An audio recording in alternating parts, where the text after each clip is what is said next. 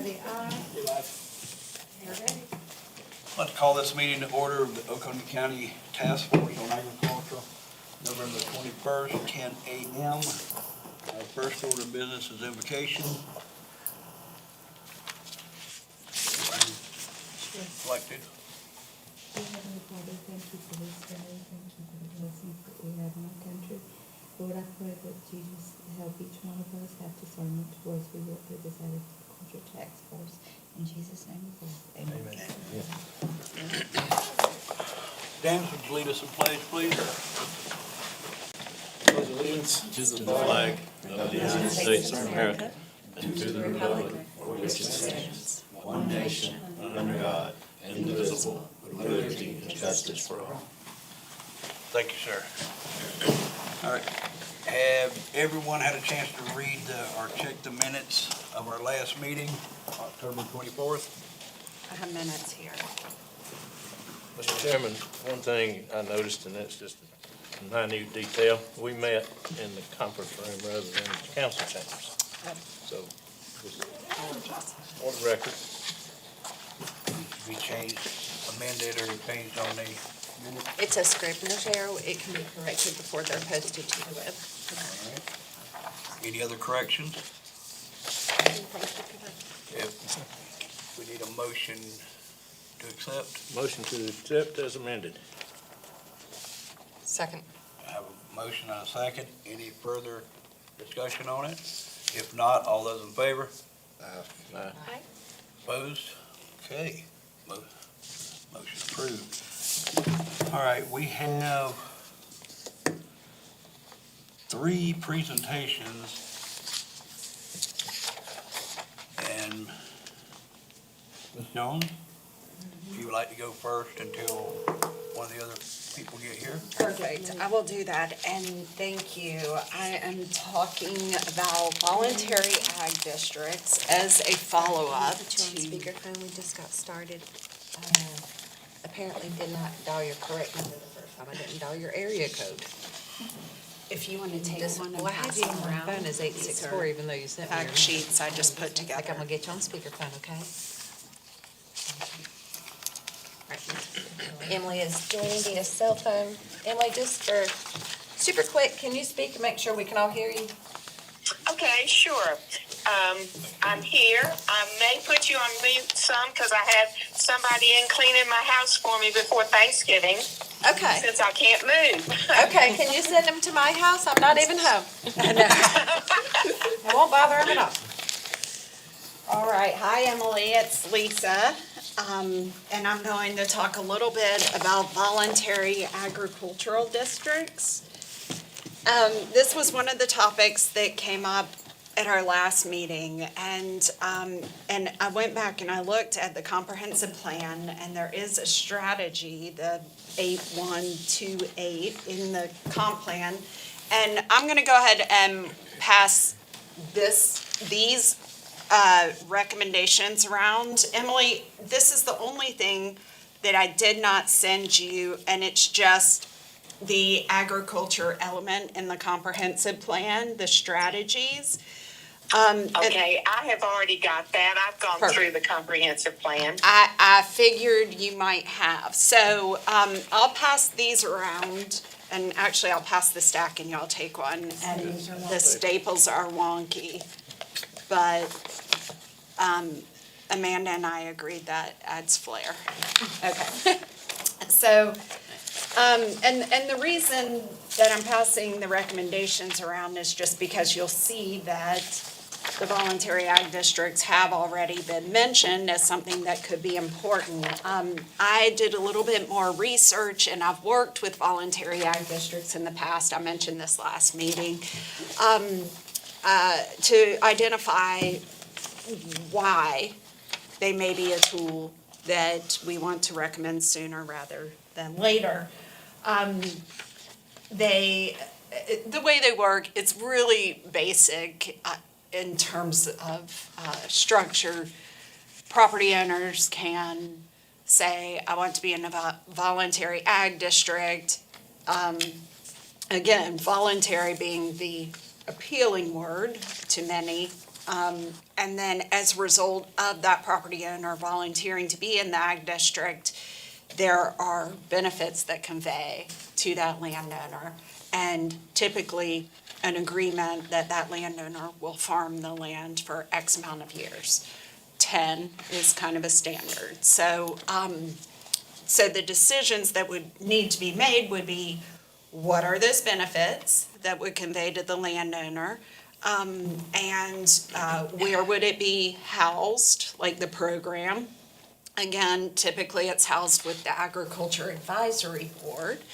And it would be a process that would then go from the Ag Board to the Planning Commission, ultimately for council approval, if that's, you know, you can kind of structure it the way you want. Many states need enabling legislation to allow municipalities and counties to do this. Not South Carolina, we're home rule, you don't need any of that, you can just do it, so. You don't need a referendum for that specific area? Like, You don't need a referendum, you need to pass an ordinance. So you need council on board. I And was there, just saying, and saying my district, if you will, and I don't know what district I'm in, I mean, other than council district, but I guess the determination of what a non-agricultural, whatever, limit non-agricultural development in that district, how would you define the district? the district defines itself. So, I mean, it's, there are things that can be done within the Ag Advisory Board or whoever puts together the initial ordinance that could say, this is a program that would exist in the, what's it called, the Ag We have District? an agricultural zone. Right. Right. So within that, it could be a way to get people who are specifically producing food, that's the way it could be constructed, to opt in, to say, I'm going to produce food on this piece of property, and then it's just put on GIS. You know, you'd probably add a layer to your existing GIS map that would say voluntary ag district, and all of a sudden you start to see a separate layer. It's like another layer of identifying where food is produced, and you have commitments there. Because as y'all know, just because something is zoned to agriculture doesn't mean that it's, I mean, it could be forestry, it could be you're, or not producing anything, really. It's just a zoning, or, yeah, zoning, Yeah, it is. or, yeah. So this is another added layer, and it gets to the heart of what Councilman Kane was saying about wanting to know where food is produced. So that could be how it's constructed. Would this be another zoning classification? It would, so you'd adopt a new zoning district. We just So have to have it- another add to the matrix? Yeah. For the most part, okay. It would be food for people rather than food for animals, is that? It could, I mean, Could be food for anybody, anything? it could be, but I think what we want to see, or what y'all want, I consider myself a part of y'all, but, what the task force probably wants to see is where food for people is being produced, and that would be meat and specialty crops. Kind of then, but, or you could have different designations, you know, you could have commodity, you know, where people just say what they are producing. Okay, definitions. Definitions, yeah. You can get pretty specific with the voluntary ag districts. It's really, the devil is in the details, or the angel is in the details. That key word voluntary is another one too. Yeah. Yeah, it is voluntary. So they've been really successful in North Carolina, and North Carolina's kind of the leader as you look through the information, for, you know, you can read for hours and hours and hours on, more. So if you want to know more, I can send you links, but for the purpose of today, and because we have so much to get through, I tried to pull out the highlights. And it's really, voluntary ag districts are a way for the community to create their identity. and to, let neighbors know, like, I am a farmer, this is what I do, so as developers come in, this is a voluntary ag district, this community has committed to farming for X amount of years, that sort of thing. And then it also, of course, is a way to sustain food production on rural property. So would the Ag Advisory Board stipulate how many acres it needs to be, or is there a minimum acreage involved? And To be small area rezone, the minimum is 50 okay. And then Say what- that again? I'm acres. To sorry. be rezoned, the minimum, the minimum acreage required is 50 acres to be a Okay. small area rezone. But that can be multiple owners, correct? It can be as many people as long as they're contiguous. Now, that could also be amended, Right. right? So 50 acres was selected when the zoning ordinance went into place, but it's just a number. You could pass an ordinance and revise that to 30 acres, or 25 acres, or 100 acres. It is So just a number. I'm wondering, James, what the interplay is there with the zoning and the voluntary ag districts, because what I've seen done before is there's the requirement that you're rural, or there's a connection there, but it's not, the voluntary ag district is not part of the zoning. It's almost like a separate designation, Okay. as I understand it. Is that your understanding? It was not, but it could, I'm easily persuaded. Yeah, well, So- me too, and whatever works easiest with you, but I do think at some point, people would want clarity around that, and like, there may be people who are, for whatever reason, willing to opt into a voluntary ag district who wouldn't want to zone There's also their property. not a lot of correlation between agricultural zoning and food production right now. Right. There's a lot of Exactly. agricultural production that's actually in control-free districts and not in agricultural districts. Right, right, that's what I'm saying, so Yeah. this would be a way for those people to self-identify without opting into the ag We zone. would probably just need to tweak the name a little bit. Yeah. Just for Totally, clarity. So yes, yes, calling it a district would potentially confuse some people. yes, I agree, 100%. I think as long as we address that early on, but yeah, it's totally possible. Yeah, great, good. And then for us 5 years down the road, they want to change their mind, that would go through just like any other zoning, where they'd have to go through the process of appealing change, or? Depending on the year, like it's an agreement that you sign into and get the benefits, whatever those benefits may be, for being in the voluntary ag district. So if you have 5 years or 10 years, then if you want to get out before that time limit, if it's after that time limit, it no longer matters, you're not receiving the benefits. There could be automatic renewal, or it could be another application process. But before that time period, you would lose the benefits that come with being in the ag district. So, What are those benefits going to be? so that is the work of that, whoever it is who puts together that draft ordinance or recommendation that would go through the process, the benefits can be, can involve notification, it can involve, it's really, I'm hesitant to even give examples because I don't know what the county wants to consider, but, what are some of the incentives that could be provided at the county level? In other states, there are tax incentives, there are things like that. I know that that's probably not going to happen here because from what I understand, there's already a pretty, Significant that the state has already put in place. yes. So, the main benefit is, the notification process for when properties around you are going before zoning changes.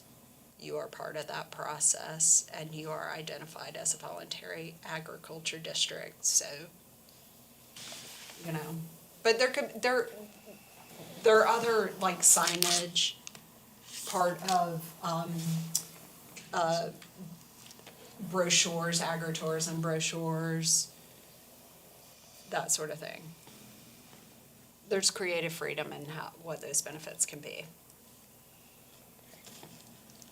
Well, just so you know, James and I've already talked, this is on our agenda already for planning for next year, the comp plan, because it's gotta be reviewed, correct? And so we were already looking at what we were charged with to handle for the county in our December meeting, so I can bring that up, but I would like to see what else is available, because I don't know about Stanley, but I think if you want buy-in, there's got to be ultimately a incentive, and unfortunately, it's got to be tied to economics and money, and the state has already taken a lot of that out of the county's hands as far as that power, Right. or that incentive. It's kind of. Right, that's true. I mean, that is the most powerful incentive. However, are you speaking to the Cattlemen's Association? Yep. So, I mean, there's already some interest in, I think, That's the threat of development, Yeah. in a sense, is pushing this issue faster in a sense than we're even able to work on it. And that is specifically about small area rezoning and what different zoning districts might work for what they're trying to accomplish in small area rezonings in different areas.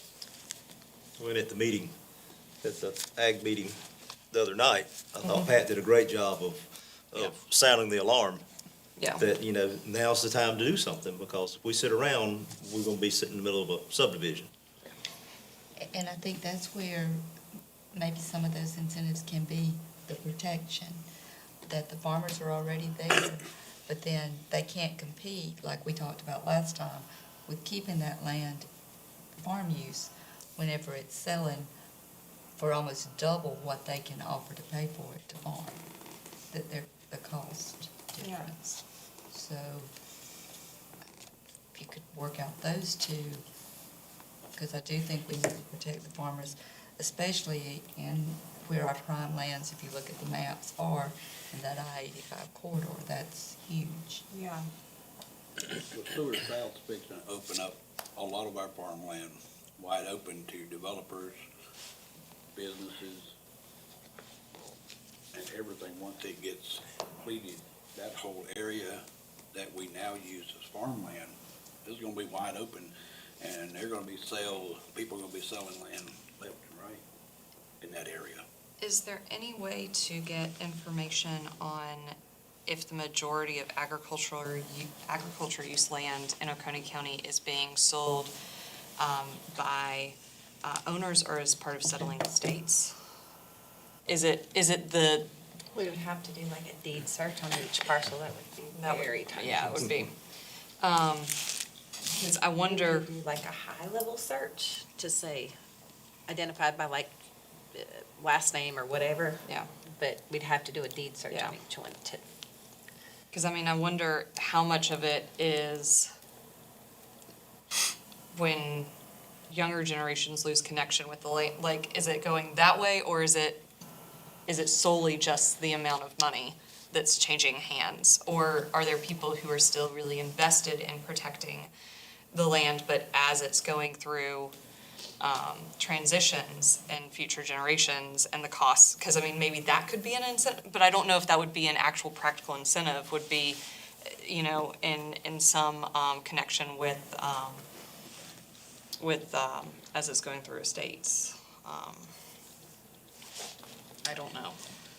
Yeah, I mean, the easiest way to address that is just to be proactive without doing the deed search on every property and just say, because certainly it's a problem in some instances, Yeah. right? We just know that from common experience, but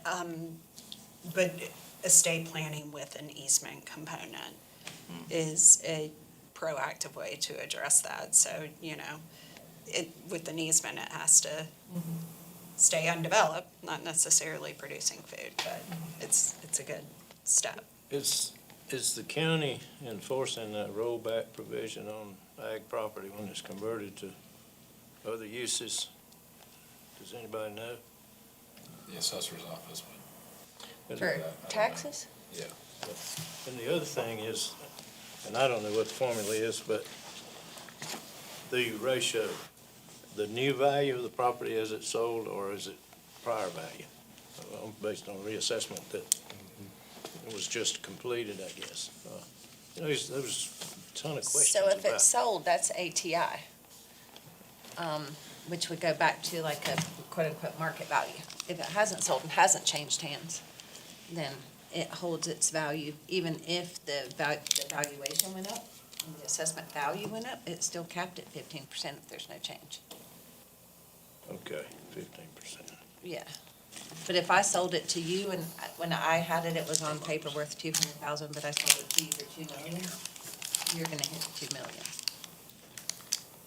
Unless it's an ag and then it'll be capped too, but not the value. Okay, so there's protection in. some. Yes. And I don't think we should take off the table any further incentive. I mean, there could be, even though there's a lot of incentives now mandated by the state, most recently the one this past year for the exemption for agricultural structures.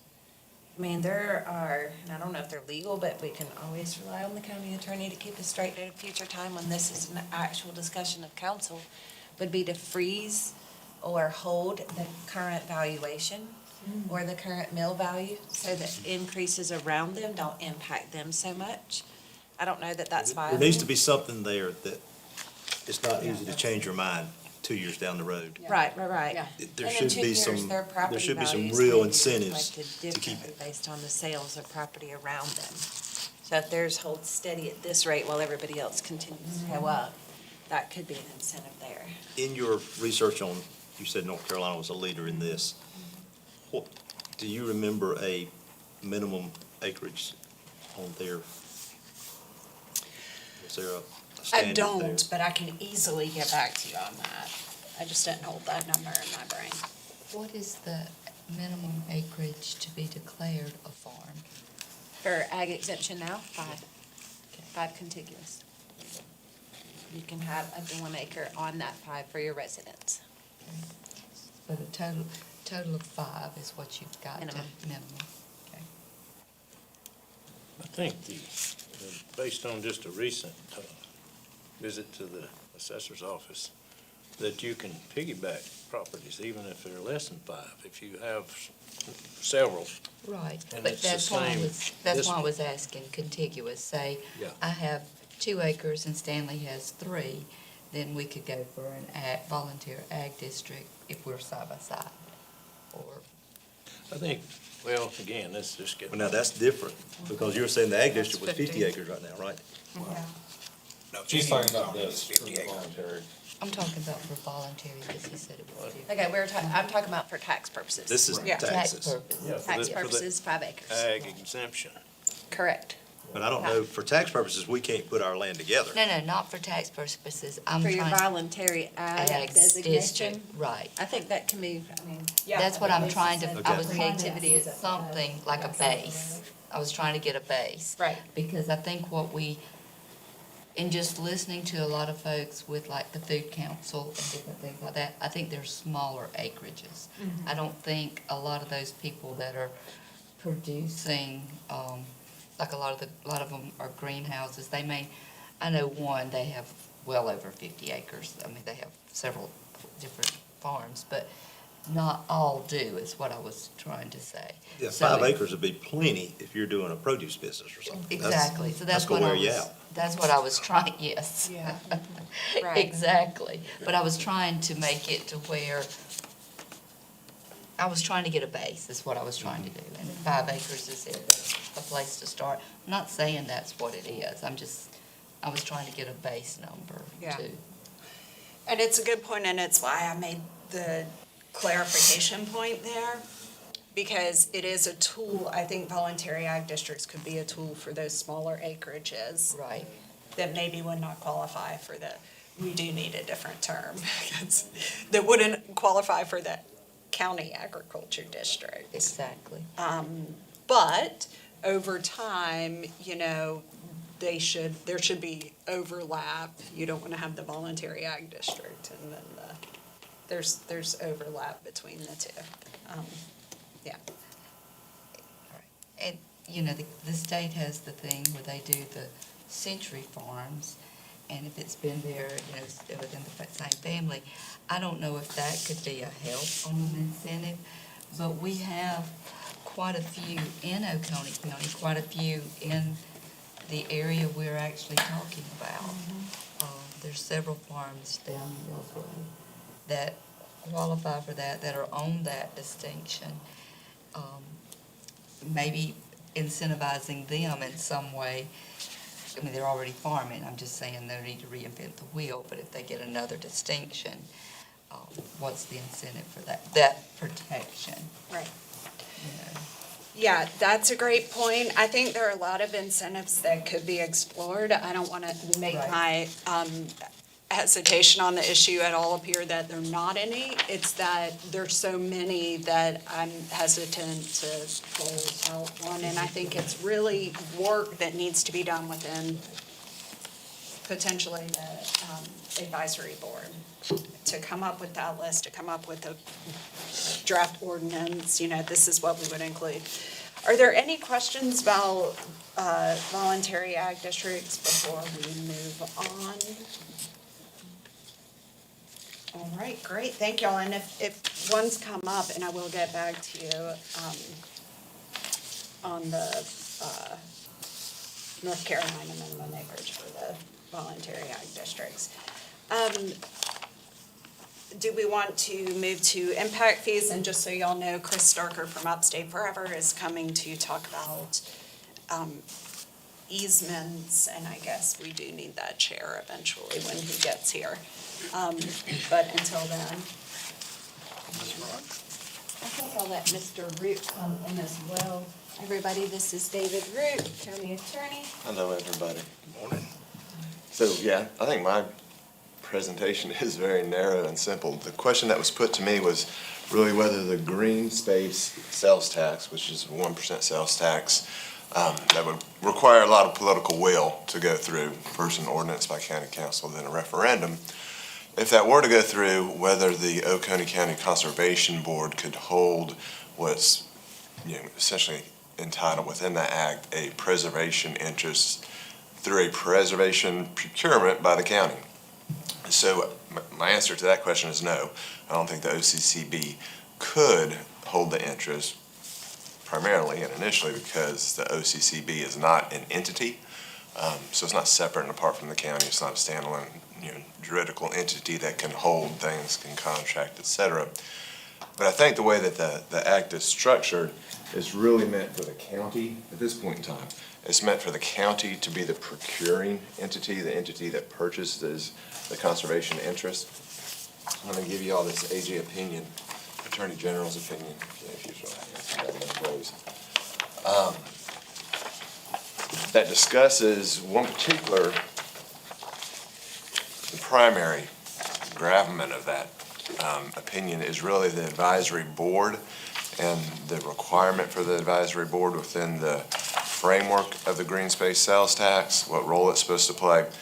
And when I spoke with Emily before, she's, we noted, of course, that the OCCB would not fit as an advisory board because the makeup of that board has to be very particular. But OCCB certainly could be another entity that could help the county in discussing the preservation procurements. The reason I'm giving you this AG opinion is to kind of highlight two things. One, it's a fair discussion of the act. Two, that is the only real legal authority that is out there so far that discusses the act. So when I say no, the county would have to hold the preservation interest, the property interest itself. I'm saying that because there's a lack of legal authority that discusses it. It was done in May of 2022. I'm sure there's going to be some creative folks out there because counties are, cumbersome entities. They're not the best entity always to hold a conservation easement. There's going to be folks who come up with creative models for outside entities to perhaps have, if not a monitoring, say in the for a conservation easement, you want a monitoring entity to do it. But for, if it's just a fee simple interest, some other entity that can perhaps hold it, that's still answerable to the county, those things are gonna come up over the course of time. At this point, they're not up, and none of them have been signed off on by a court of competent jurisdiction or the Attorney General's office or what have you. So really, that's all what we have on the act that is guidance. The two memorandum that are cited in that opinion, I got copies of them. They just speak one from the Department of Revenue, from the Senate Research, primary attorney. Those just speak to the advisory board. And that's it. There's really not a whole lot out there. So things may change, but I think to Emily's primary question, could the OCCB hold the interest? I believe the answer to that question is clearly no at this time. Could, if this were to pass and go through the ordinance and referendum process and the county get money set aside, either recovering it through the sales tax or bonding it and then recovering the debt service through the sales tax, could the county partner with an entity that would monitor a conservation easement or ensure that the county was doing X, Y, Z with a fee simple interest that it held over property? Yes, I think that could happen, through a contract. David, I'm sorry, I couldn't understand the last thing you were saying.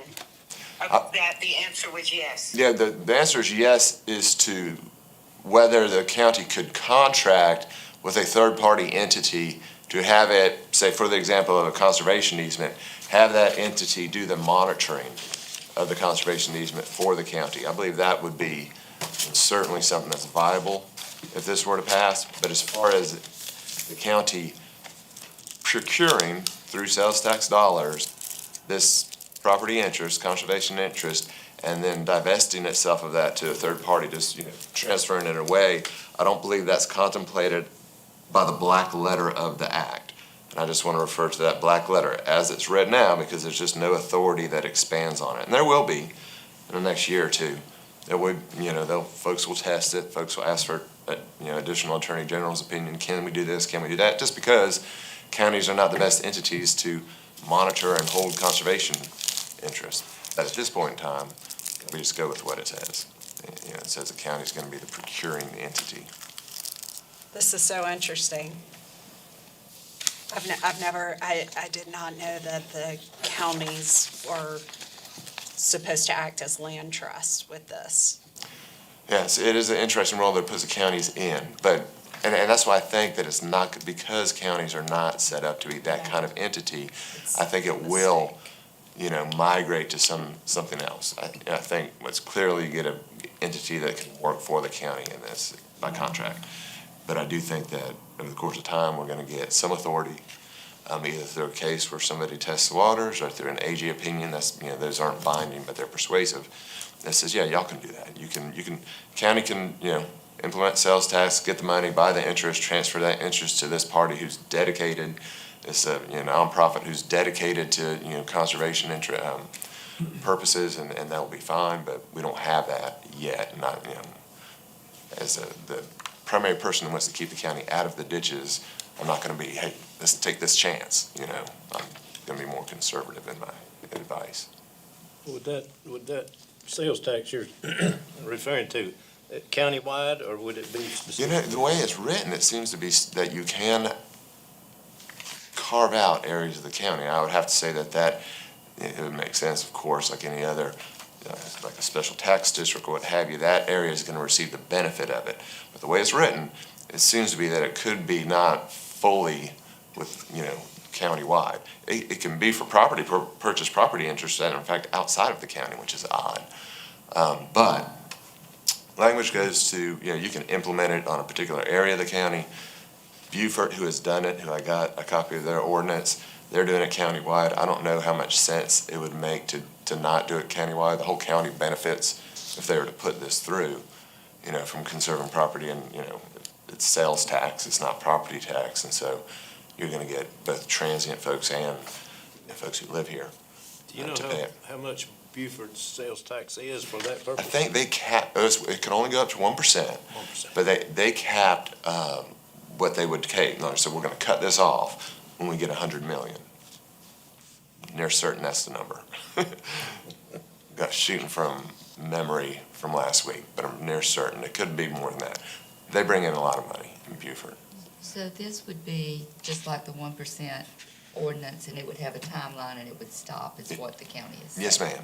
It's very similar to like the capital 1% sales tax, a lot of other opportunities for tax revenue that counties have. So it has a cap, and it has a start date and an end date? Yes, ma'am. Yeah, that would be within the ordinance, and as, the ordinance has to give the question that's gonna be put to the voters for the referendum, that would all have to be included. What's the start date, what's the termination date, what's the max, what are the particular purposes we're gonna use it for? That would all be included in the ordinance, and then the question that's put to the voters.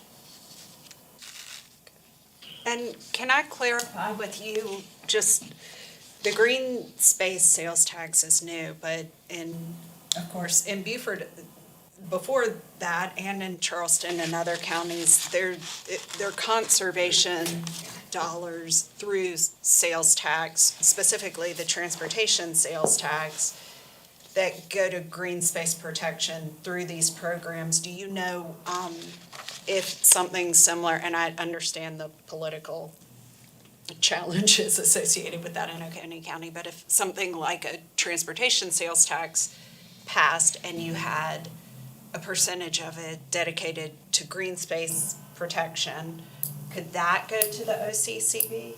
But still, the primary infirmity with that is the OCCB is not an entity, it's not a thing. It's a committee, just like the planning commission, just like you all. So it cannot hold an interest in something. And the county could create something to do that. Could create a corporation, an LLC, something of that nature, and it'll work just like we do with the economic development front. We could create something of that ilk. But the OCCB isn't by its nature now that kind of entity. This is an advisory committee for the county. Okay. Well, David. could the, Yes, ma'am. I'm sorry. A couple of questions. The first one, I think, is the easiest, which is would it be appropriate for the county to talk to its representatives to request a modification or an amendment to the statute so that counties were not required to purchase but could fund conservation easements or acquisitions, basically on the model of the state conservation bank board and various county conservation bank boards. Would that kind of lobbying be appropriate? So that's outside of what I do. I always stand very fast in that I'm out of the policy lane. And so I don't do any recommendations on policy. It would be lawful for the county as an entity, for a county council person or whomever, within the guidance that's provided by the lobbying laws and regulations, to lobby for such a change. Would it be appropriate or a good thing? That's not something I could weigh in on or would weigh in on. So, yeah, that's probably an easy question. Yeah, it can be done. Would I say, yes, you should do that? I wouldn't say yes or no. But I would also note that I do think the way the act is written, I'm not going to say vagueness, but there's enough room and enough margin that I think these third parties will play a larger role as the law around the act develops and it comes into focus. So I don't know that amendment will be necessary. I just think some decisional law, probably mainly that, or a couple of AG opinions will be necessary to really give flight to this act. Okay. My second question is based on I did not reread the act before this meeting. But my recollection is that it required the county to give out the money, but that there's an advisory committee of some sort whose job is to, I don't say oversee the county, but make sure that the money is being, distributed the way the county said. Yes, ma'am, that's correct. And Emily, I'll send you a copy of this AG opinion that I distributed to the task force. That is really the one issue that's been spoken to. What is the role of this advisory board? And it really is that. It's to ensure transparency, to ensure some oversight, and to have some contribution into, you know, the advisory capacity to the county council. A county council could get 4 such boards and say, we want advice from all of you all as to what would be good for conservation. This board has to be in place and has to have its statutory role. And I think you captured what that role is, yes. Okay. So, in order to use the OCCB, because otherwise, the county is gonna have to establish another entity to, oversee the acquisitions, and if I understood you correctly, you're talking purely about acquisitions of conservation easements and then a contract, with another entity, a third body, certified land trust to do the, monitoring. That's what I was referring to as probably the easiest example of how the county could hold the interest in contract with a third party. But, so yeah, I use that as an example. Within the act, as you read it, and within this AG opinion, it delineates the different kind of procurement interests, conservation interests that can be procured. But the OCCB, as you know, is not made up, and the advisory committee within the act has to have a particular makeup. The OCCB Right. It does could not. not be the OCCB. What I'm trying to figure out is if there's a way, and if it would require an amendment to the statute for the county to say, we're going to give, X percentage of the money, hold it to fund greenways, blah, blah, blah, whatever they might decide. We're going to give X percent of the money to the OCCB in order to to issue grants for conservation easements, or as it's currently structured, for acquisitions by private parties. But of course, the county council has to approve those, so that money would not, what I'm thinking about is instead of that money be going into the OCC bank account, that it would be another set aside but it would still not be an acquisition of a property interest by the county, which I think for this county might be extremely cumbersome and a long-term pain. So that would require an amendment, wouldn't it, for the county to actually not have to acquire the property interest? I don't, that's what I was speaking to, Emily. I believe at this point in time, if we are not going to gather up any further explanatory laws, you know, any kind of statute is going to be clarified, embellished, really brought to life with case law and AG opinions that arise around it. I don't know that it's gonna take an amendment for a county to be able to transfer the ownership interest to a third party. I think that language could be diced up in such a way from the act to make that lawful. Me sitting here 5 months after the act was put into place, I'm not going to advise county council to say, yeah, that's okay, because the act doesn't make that clear. So, yeah, would an amendment make that more clear, and then I would say something different? Certainly. And again, I wouldn't lobby to have that done or not done. But I don't know that an amendment is ultimately gonna be necessary once we get down the road, on it. But the OCCB, to your point, the OCCB does not, you know, ultimately issue grants. It does, you know, it's advisory, It's so. an account's dedicated. Yeah, the county council still has to approve, and the county council is still really the entity that does the, you know, the final arbiter of the decisions that the OCCB comes across. It's restricted for that purpose. I didn't hear you. I said the county council ultimately has to be the only entity that can,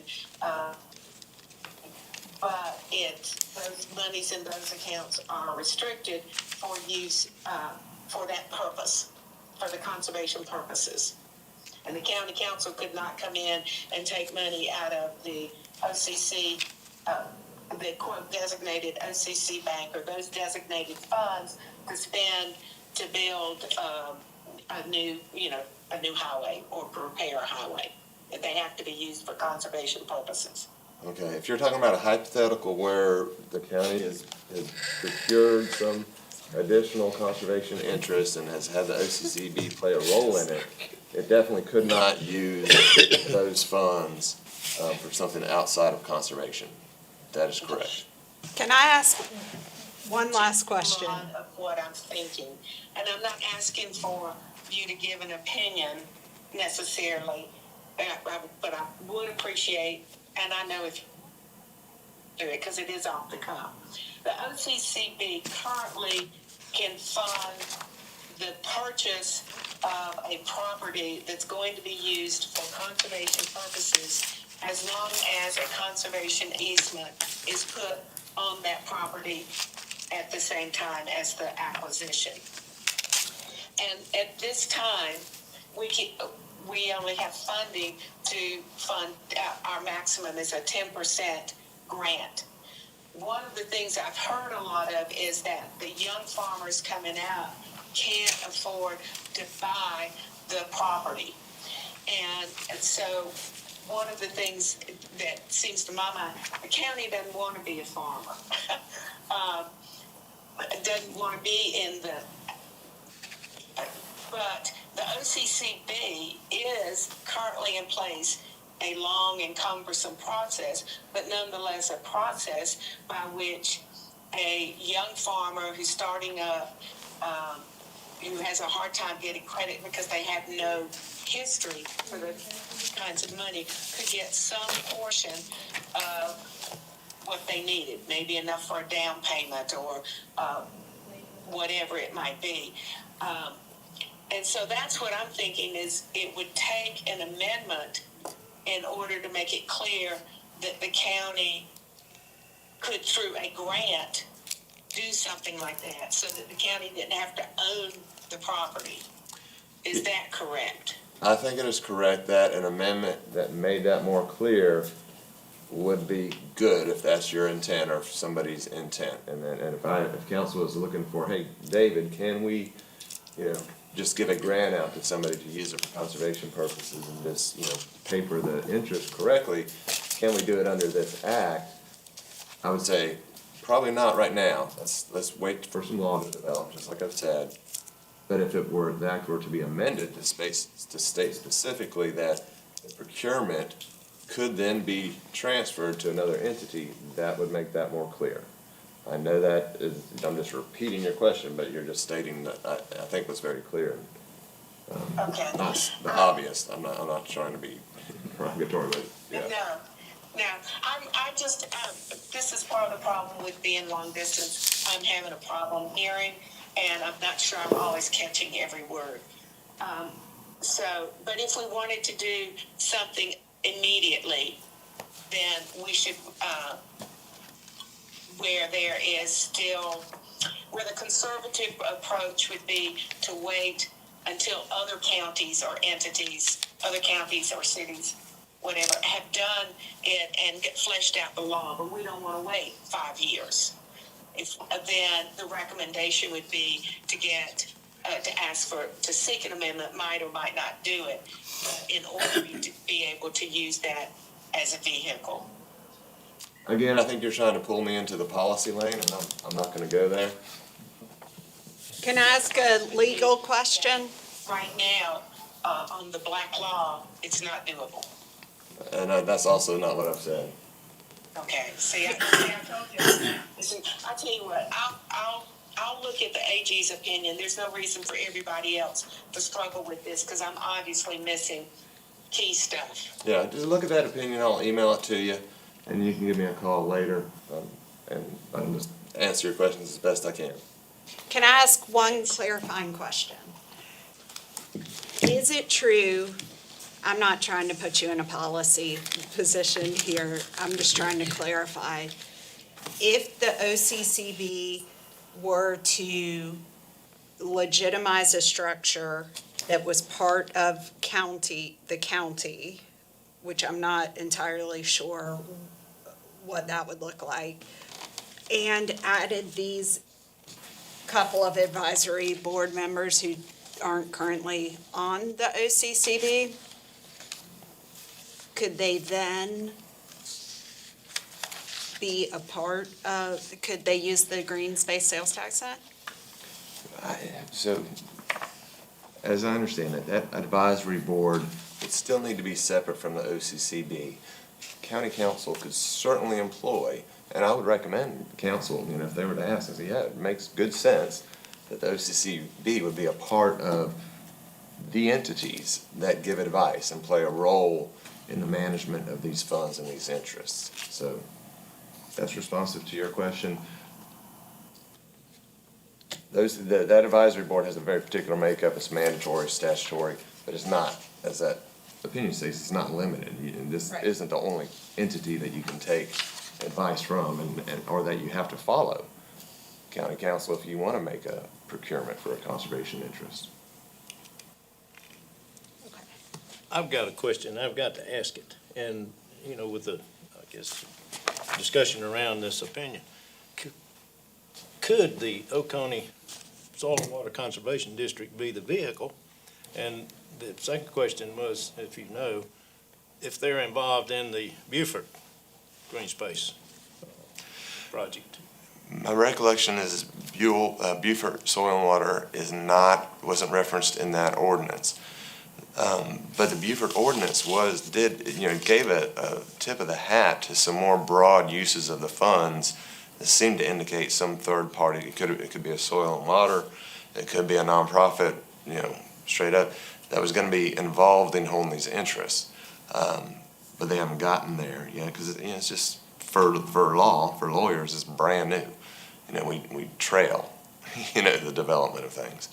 So, no, I don't think that it's set up for a soil and water conservation entity to be the one, obviously, that implements the tax or the one that holds the interest as it's stated right now. But I think it could be, it just needs some time to get some clarification.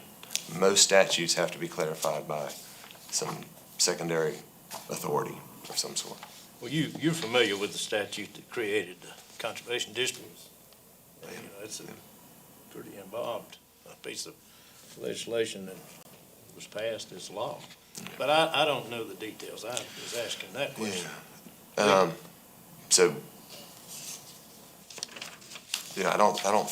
If your question is, as opposed to the OCCB, can the Soil and Water Conservation District be the entity that the county transfers the interest to? Is that your question? Yes. No, I don't think the statute says that can be done. Okay. There's enough room for that to be done. Just want to make that very clear. But the statute doesn't say clearly that the county can procure these interests and divest them to some other entity. I foresee that being the case, and it's probably going to be one of the next AG opinions, because that's the big thing that needs to be made clear. But at this point, we don't have it. And, Mr. King. Mr. Chair, I think this is probably all gonna be much riper once Beaufort County actually starts collecting these funds. They're gonna establish a model that presumably will work, because if it's $50 million or $100 million, there's going to be a model established under this green space 1% sales tax. So, this will all be worked out. I think the hard part in Oconee County is gonna be passing the 1% sales tax, to be honest. And I'm Well, I not, think that's much bigger. that's the hard part. We can find a vehicle to transfer the interest to if we get the funding to do so. And I think there's, the question that I'm most concerned about is, where's the money gonna come from? Not, who holds that interest, I think. And of course, you wanna have control.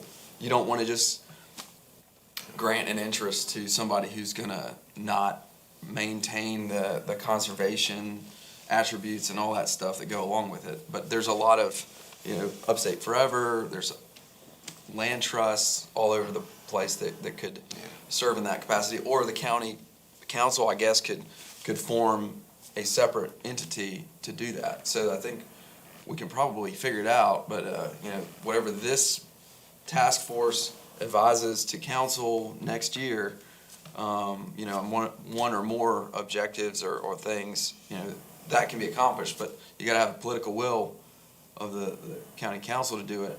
And you also, if you're going for a referendum, gotta have the political will of the electors. Anyway, I did have something else. If that, are we still talking about this penny sales tax? Is that still, does anybody else have I don't anything have else on anything that? I wanted to mention something else that I thought about last week, or maybe the week before, regarding funding, because I think that's the most challenging part of this whole equation. Yes, David, I did actually need you, I'm sorry. Oh, you're fine. So, when the county enters into a incentive agreement with an industry that's either expanding or moving here and establishing and, you know, investing a lot of money here, we generally have a what is it, a multi-county industrial park agreement, and then we'll have a fee in lieu of tax payment that is split up. Usually, well, 1% has to go to another county to make it legitimate.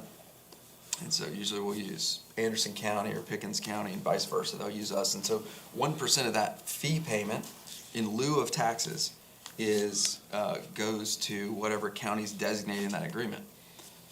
So you got 99% that, if my understanding is correct, the council could carve up that fee revenue in any way they see fit. I know we've done some different things. You used to be that I think the school district would usually get 2/3 and the county would get 1/3, and we kind of flip places with that. But my thought was, could we designate a percentage of those funds or a specific dollar amount in a fee agreement to be designated funds for the conservation bank, specifically for agricultural lands? Because, you know, it's not found money, but it's new revenue that the county usually in its policies and efforts and investments and industrial parks and workforce and all these things, quality of life, we get a lot of good looks from big entities that are gonna be paying, you know, millions of dollars a year in taxes. And so it's new revenue. I think the political, I can speak to this, the policy may be an easier way to get to the goal than some of the other objectives. Adding fees on people, whether they're impact fees or fees on recording stamps or all the other litany of fees that we can institute. This is new money coming in from usually an individual taxpayer, an entity or entities that enter into a new agreement with the county, and it's not that money has not been appropriated yet through the budget process. It's sort of reactionary on the budget that okay, we have this fee rolling in this year, and so we budget for that revenue.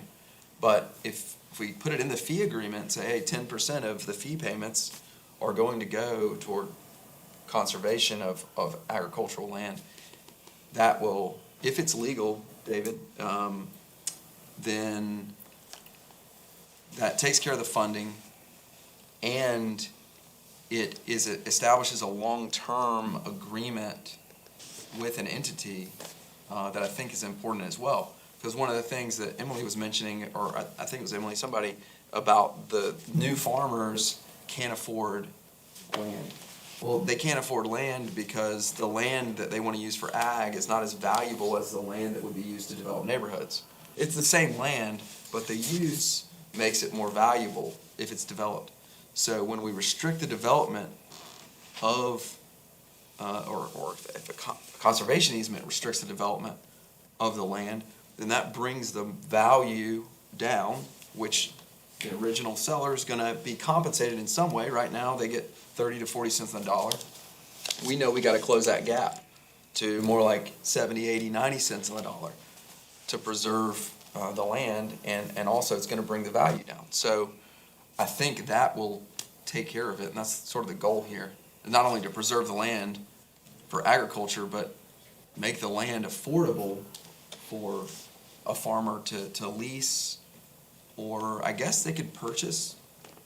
I mean, the land could be transferred, it's just the easement is held by the land trust, right? Correct. Yeah, and I do believe that would be lawful, as long as it's for a public purpose, passes that test, and preservation of ag land is a public purpose, so, yeah, it could be per agreement, you could do it in the budget for all revenue, that comes in that year, 10% could go here, yeah.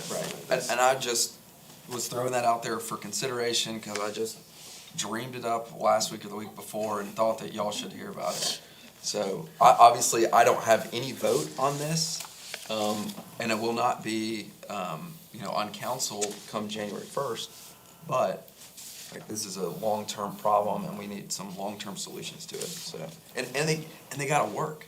We can't just, they have to be practical, they gotta be pragmatic. I mean, I question whether or not we could pass a penny sales tax in Oconee County to preserve ag land. I would love to think that we can, but I'm a realist, and, So with that being said, could that be an incentive to work through on that, like a new term for it, voluntary ag district, one of the incentives, since it's tied monetarily, could that be an incentive for that, to go into that? If you're producing food and you meet A, B, C, and D, then you get this break or this whatever. I mean, potentially what I would think is that the OCCB or whatever entity is managing that revenue to distribute it for preservation for ag lands, that one of the criteria that they look at for ranking the incoming applications could be in a voluntary ag district. Right. So that would bump you up a little bit is what I mean, one possibility for that interplay, but it could look all kinds of different ways. But that idea is really interesting, and it's ideas like that for revenue, I think, that are really important at this stage for funding a lot of the things we're talking about. I do want to make sure we get to Chris Starker here from Upstate Forever, who's taken time to come talk to us about easements. And thank you, David. You're very welcome. That helpful information. Bringer of good news. Sure you wanna stay? I am. I'm just gonna be. Thank you, David. Morning, everyone. Morning. Some of you look familiar. And You want a podium? do I want a podium? Podium or sit Or you sit at the head of the table? I might just hang out. That's all right. I didn't know what to expect. I actually have a PowerPoint, but let's just throw that away, and I have some handouts, and we can just talk. Paul, I think that's a great idea. I've actually pitched that to several people in Greenville. I call it a mitigation. And I always said, hey, let's give comprehensive plans some teeth. The people come together and they make a comprehensive plan. This is a public input policy that has no teeth and no implementation really, but you've got this future land use map that's in there. And people say, hey, we want to have this here and that there, and we want to be able to do these things. And I think that if you've got an ag district in your future land use map, in your comprehensive plan, give it some teeth. Because that's, of course, where the easiest developable land is. Big tracts of ag land, it's already been cleared. All we gotta do is build some homes, put in some infrastructure, right? Water, sewer, go. Industrial is the same. And that way you would, for every acre of ag land that you're taking out, you're actually using that industry to put some money back into keeping some farmland around. I don't think it's a Clean Water Act mitigation policy is no acres lost, right? It's kind of the point. I don't think it quite works that way, but I think it's something. I've pitched that before. I'm obviously not talking to the right people. I don't have those kind of connections. But, I like to think I do. I'm with Upstate Forever. I have this. I'll just Send one down each side. This is gosh, where to start? I've been with Upstate Forever for 14 years. And Upstate Forever is a nonprofit out of Greenville, but we work in the 10 counties of the upstate. And my first 7 years there, I worked on a lot of policy and water-related stuff, and I used to come here, participate in your comprehensive plan. So that would have been back in 2008, 2010, I was hanging out in Oconee. And 7 years ago, we had some staff turnover and needed some of us to move over into the land trust. My background in policy included mitigation, which has a land conservation component, so it was a sure fit. And now I kind of work on both kind of sides of the organization. So I do still a lot of mitigation, but land conservation is my focus, and I work primarily in Oconee, Pickens, and northern Greenville County. I've had lots of projects over here in the past 7 years. Some of them include the Chow Ram expansion. So we were able to double the size of Chow Ram County Park, right? Not right, that's called Chaga Heights. No, there's a whole other expansion project that's on the other side of the highway. That's one of our easements as well with the city of Westminster. We've been working with them and the county to actually get the kudzu and the privet out so that the public can actually start using it. We know that's been a real sore spot here. There's really no teeth to it. That's one of the things that we can talk about with a conservation easement is what it does and what it doesn't do. It doesn't give us a whole lot of policing. And I think landowners like that, and I think Oconee residents would like that. But what it does, it gives us, as a third party, some oversight on those land uses. I'm gonna send this around as well. This is, it's one page front and back. Okay, you can do that later. It's the checklist, and then what we call, checklist is going down this way. It's gonna like have a traffic accident at the end of the table with this other one that's called the conservation easement process. What I'm actually gonna talk to you a little bit today is, this is the same stuff that we give to landowners. Hey, was there any extra, the legacies out there? No, not that. I need, yeah. Did everybody get one? Okay, good. Because I'll use this as a, so what I'm gonna do is I'm gonna treat you like landowners, and this is how I do my work, right? I would sit down with a landowner and I would bring all of these documents to the table, and we would go through what a conservation easement is, what a land trust is, and what it means for the landowner in that process. Essentially, you can think of a conservation easement a lot like a restricted covenant, except that with a third party in place, a landowner can't just dissolve a restricted covenant. So we get that question a lot. You know, why would, because a restricted covenant is certainly a lot cheaper to do than a conservation easement. But the landowner has a lot of say in what they can, what they want to do with the property, what they want to see the future of it is. And when it comes to farmers, what Upstate Forever sees a lot of, you have a landowner, say with, let's just say 500 acres of farm or 50 acres of farmland and no descendants. We see this a lot. Or maybe there are some people that want to pick up the property. And what happens is when those landowners, when they pass away, there's an estate tax. And you got maybe four descendants that maybe one or two are interested in keeping the farm around, but all it takes is that one, and they're not interested. They live in Atlanta, they live North Carolina, they don't live here or whatever, they've moved on. And so there's this fire sale on the property, and this is a developer's dream, because it's already cleared, easy to develop, it's at a fire sale because the family needs to get rid of it, and I think estate taxes, you gotta pay that in 10 months. I could be wrong, I'm not an estate tax expert, but this family has got to sell that property and quick, and they're gonna take the best offer they can get in the shortest amount of time. Which is, if you're a developer and you're watching these things, this is what you want. You wanna pick up that property, cheap, develop it, and make a profit. And this is something we see often with farmland. In the case of the family does wanna keep it, however, a lot of times, Upstate Forever is trying to work with some other entities in this county, the infrastructure is not there to really support the farmers here. So that aside, what we're seeing is farmers need a little flush of money. And that's where Upstate Forever has tried to come in and work with landowners. It's not just Upstate Forever, it's the Soil and Water Conservation District, and I'll tell you why in a little bit as we go through this document. It's also, I think there are other entities that work in Oconee County. I think there's one in North Carolina that can hold easements here. Upper Savannah Land Trust can.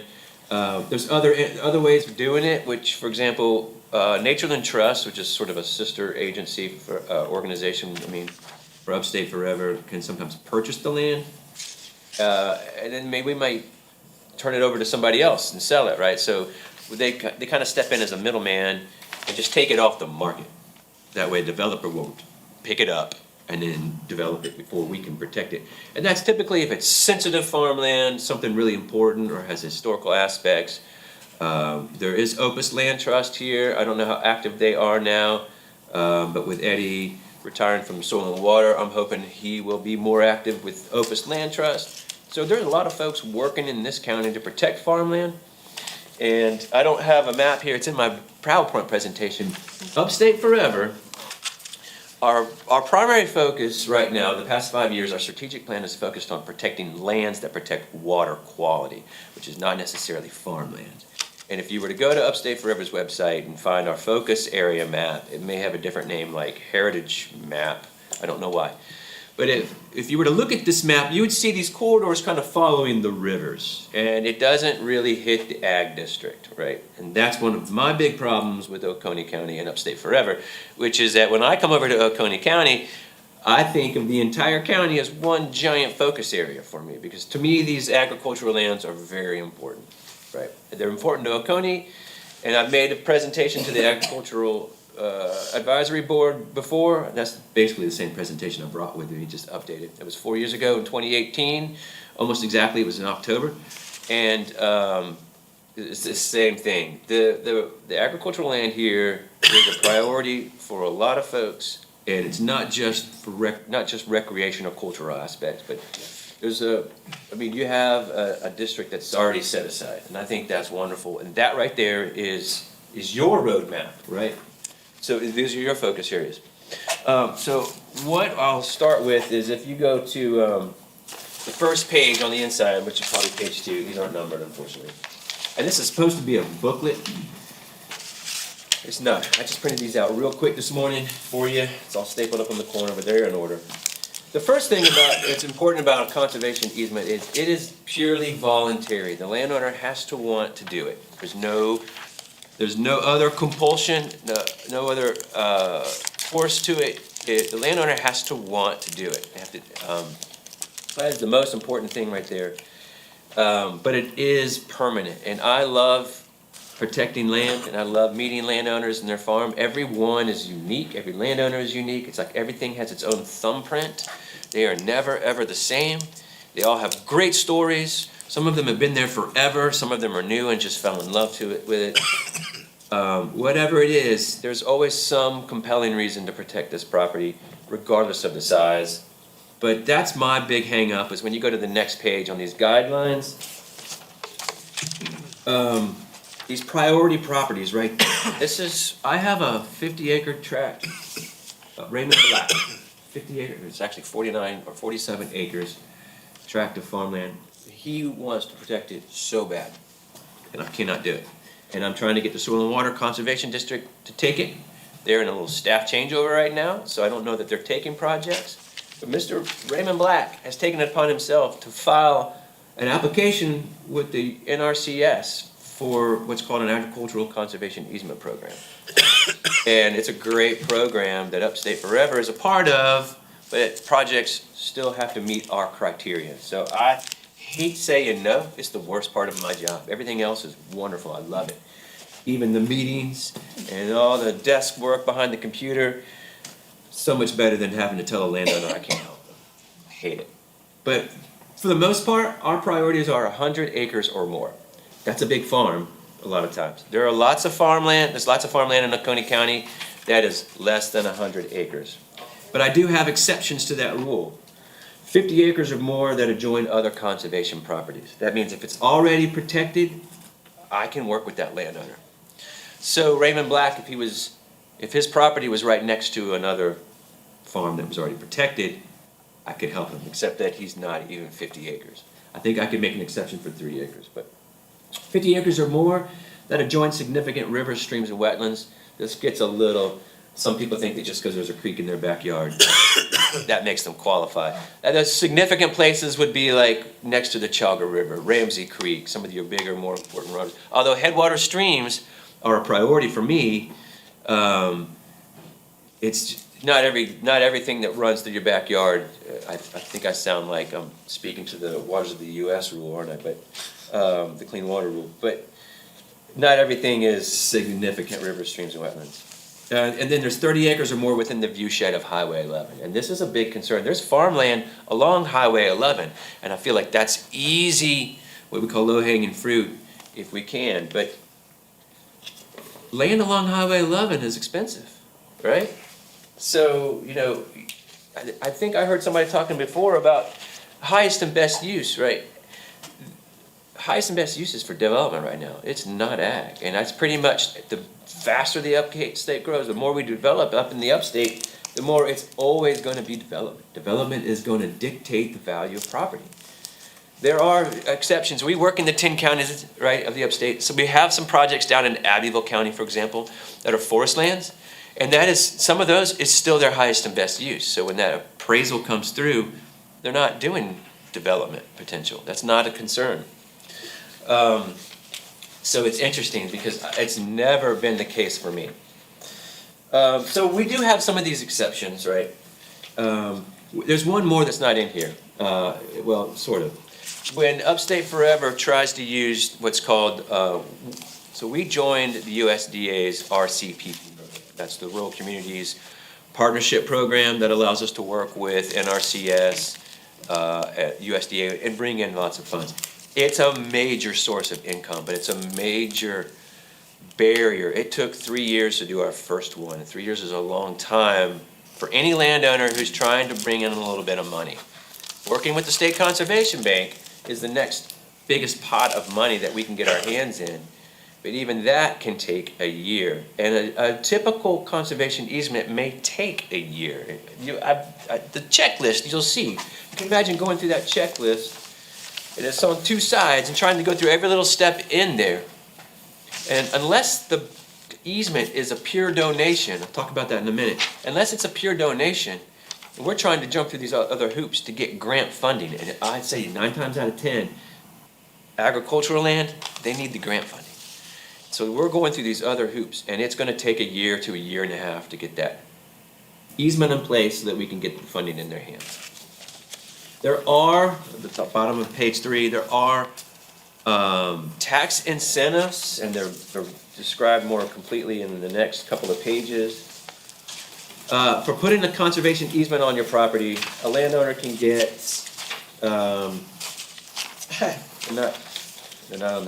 they're more described more completely in the following pages. But a landowner can get state credits and federal income deductions. And state credits are great. I'd love to see the state credits go up. I think they're kind of limiting. A lot of when landowners that we work with, we almost never see donations anymore. I mean, in order for somebody to be able to use federal income tax deductions, they got to be making some money. And if they're making that kind of money, they're not worried about losing their farm. So what we have is they're land rich, cash poor. And so that donation doesn't mean a whole lot to a farmer. And that's where programs like RCPP come in. And that's where programs like the State Conservation Bank come in. And that's where Oconee County's Conservation Bank takes a big step to leverage those funds. I mean, if you think Oconee County's Conservation Bank is putting 10% of the easement value in, that's for every dollar that goes in, they can get $3 out of the state, they can get $5 out of the county, RCPP. So for every dollar going in, they're leveraging 1 to 8.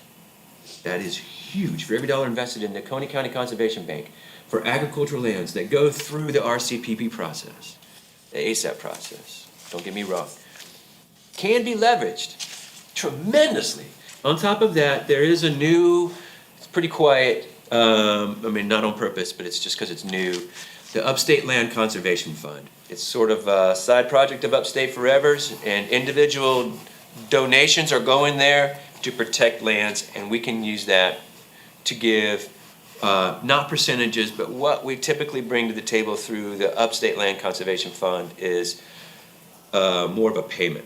So say $25,000.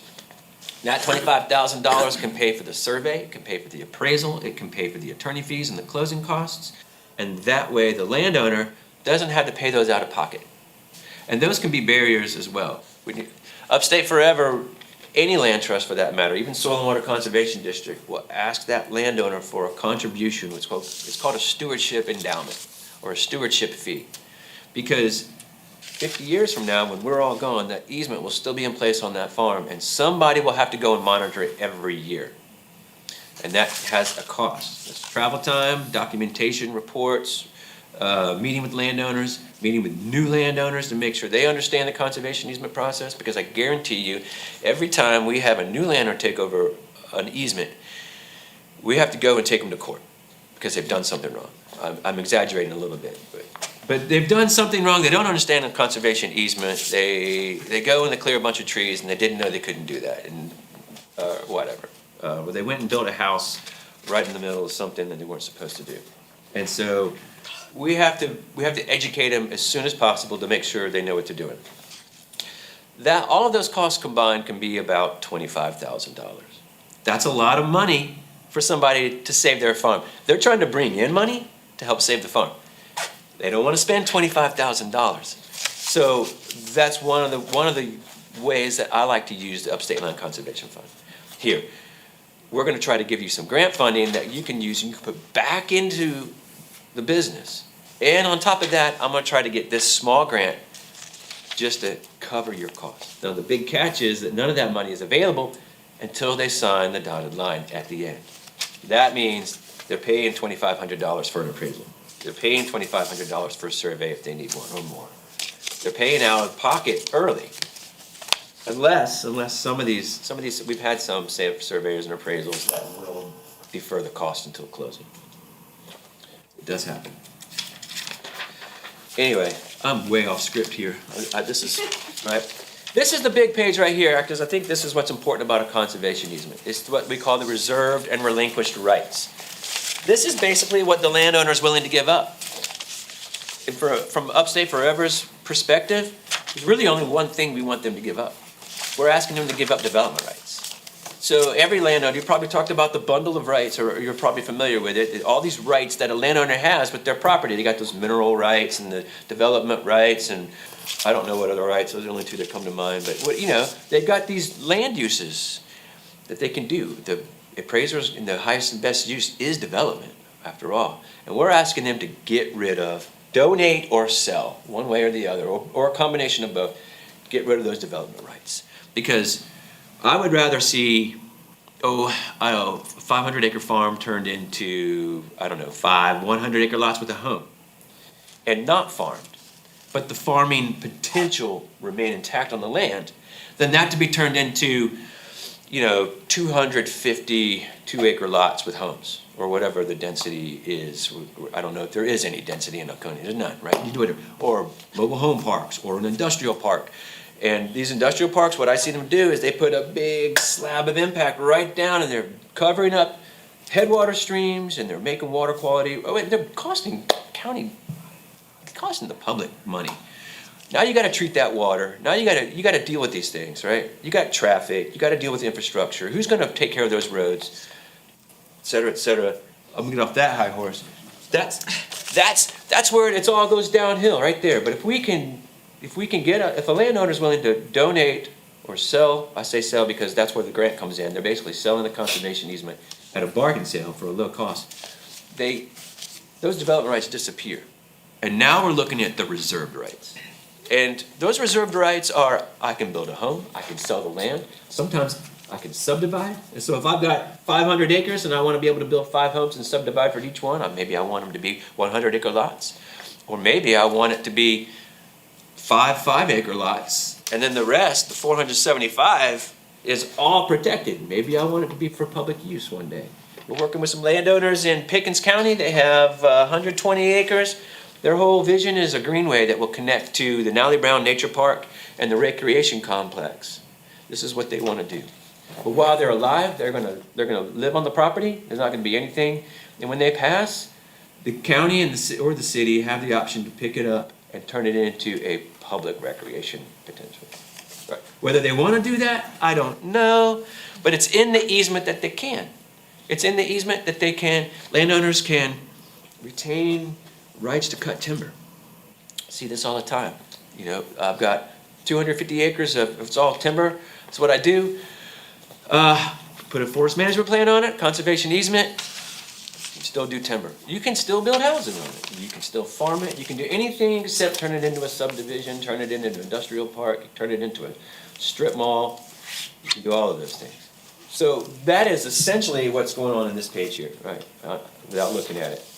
And a lot of times it's whatever the landowner wants. So that's what it is. When you sit down at this table and say, what is your future? What is the vision you have for your property? What do you want to see? What is it you want? You know, and when we're talking about ag lands, they want to see the farm. They want to see it continue, right? Especially some of these that are multi-generational. That's just, they've grown up and lived there. That's what they're trying to protect. By the way, y'all can keep this. I brought copies for you to take with you, for all of these. There are potential tax benefits, as we talked about. You'll get a federal income tax deduction that's equal to the value of the easement, right? So if you have, for easy numbers, let's say your land is worth $1 million, conservation easements are typically back of the envelope 50%. So if I was sitting down with you now and you said, yeah, I just had it appraised, it came in at $1 million, and I'd say, well, your easement would be worth about $500,000 then. Sometimes more or less. It just depends on what kind of rights they're willing to give up. And if there's public access potential there, it usually hits around 65 to 70.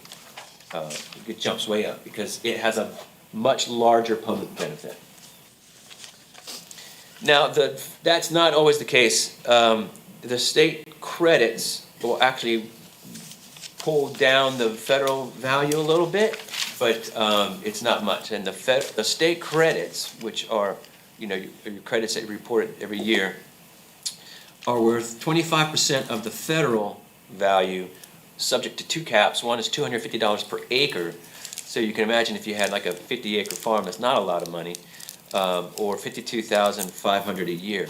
That brings me to two other points, which is federal tax benefits expire in 15 years. Usually no one's had any trouble using them, and state credits never expire. You just have that cap. You can only use up to $52,500 each year. But most people don't even get that much, or don't have a problem using that in a year or two. That's used pretty quickly. Like I said, though, with land-rich, cash-poor scenarios, the tax benefits aren't usually much of an incentive. And that's where the grants come in. If you had $1 million farm and put an easement on it worth $500,000 and you received a grant for $200,000, that leftover value of $300,000 is also considered a donation. So you don't lose any of it, right? It's all on the table for you.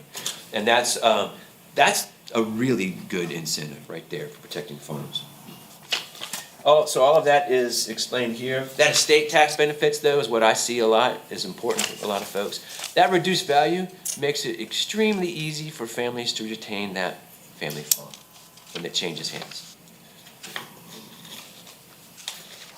The process itself, the timeline is a bit tedious.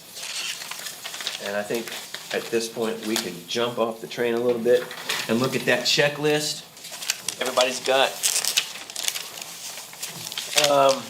So you got a checklist and an easement process, which I brought mostly as an FYI. I don't know that it is crucial to the process, but there might be some details in here.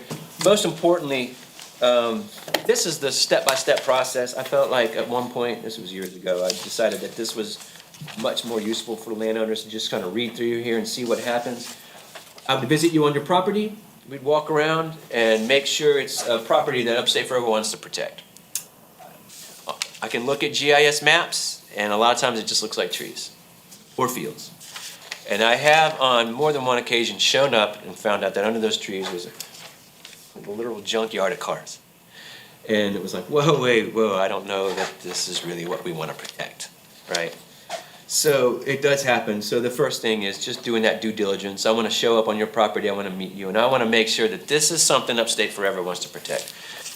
After that, we'll sit down and have that conversation. What's the future of your farm? What do we want to do? What do you want to see? How much money do you need? Is that what you need? Do we need to go for grants? And we talk about the timeline. How long is that going to take? Upstate Forever applying to the Oconee County Conservation Bank is April, August, and November, if I'm correct. April 1st, August 1st, right? So that's a timeline that you have to meet. State Conservation Bank, at this point, is if you've got local funding like the Oconee County does, you need to apply to that before you go to the bank. They want to see you leveraging those dollars and not just going to the bank for everything. When the county's got money too. That doesn't mean if I was to go to a county conservation bank and turn it down, that doesn't mean I still can't go to the state. I can. It's just that they want to make sure that I'm appealing to the state or the county as well. If Oconee County has skin in the game and is willing to put a grant towards a project, you can darn well believe the state will do the same, because they love that. It's important to Oconee, it's important to South Carolina. So you will see that, right? So for every dollar you leverage here, you're gonna get 3 or 4 or something out of the state. Depends on how much we need to go to. We'll talk to the landowner about the cost that I just talked about. What's that $25,000 mean? Where does it go? We talk about the grant opportunities. And then the next step, and this is really where the rubber hits the road. We draft a conservation easement. The easement itself is a process. It's a negotiation process. We sit down with the landowner, and I do a draft. The landowner will fill out a form called reserved and relinquished rights questionnaire.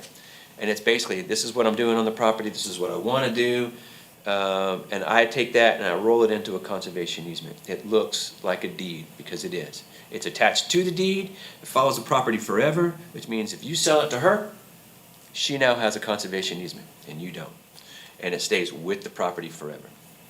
You can put a conservation easement on part of the property, you can put a conservation easement on several tracts, right? So there's many ways to do this, but it is a contract, and it will have everything in there that you can and can't do on the property. Once we get that, and I say finalized, it's what we call the final draft. It means it hasn't gone to our attorneys yet, but between you and me, we've got it down quite the way we want for the most part. We're gonna give it to an appraiser. The appraiser's gonna do, he's gonna get a value for the property, full market potential, and he's gonna do a value of the property with an easement on it. Basically, you're giving up these rights, which is gonna reduce the value to here, and then that difference is a conservation easement value. That conservation easement value is how we justify everything else that we do. That's how we go to the Oconee County Conservation Bank and say, this is what it's worth, and this is how much we want. The landowner needs this amount of money, and we can justify it because we have an appraisal. So we'll review that appraisal, and that right there just kicks off everything, because we can go to the grants, we can get that funding, and then we do the rest of the due diligence and go to the closing table. I think one of the big things that we have at Upstate Forever, and this is third-party oversight, is really important. We also have a committee that has to approve projects, right? So this is the case of Raymond Black. So I went to my committee and I went to my director and I said, here's my project, and they say, it doesn't meet criteria, and I know that. But I bring it to them anyway because I think farmland is important, and they're telling me, it's like, you got 20 projects in the fire already. They're telling me I don't have time to pick up a project that doesn't meet our criteria. So this is where Soil and Water Conservation District comes in. I'll tell you the thing about one of the biggest differences, and I want you guys to hear this, not quite related to conservation easements, but kind of. The Soil and Water Conservation District is different from the Upstate Forever in many ways. When I joined the land trust at Upstate Forever, it was me and Scott Park. There were 2 of us. that's already more staff than the Soil and Water Conservation District has. They have almost as many projects as we do. And they also are responsible for education and outreach.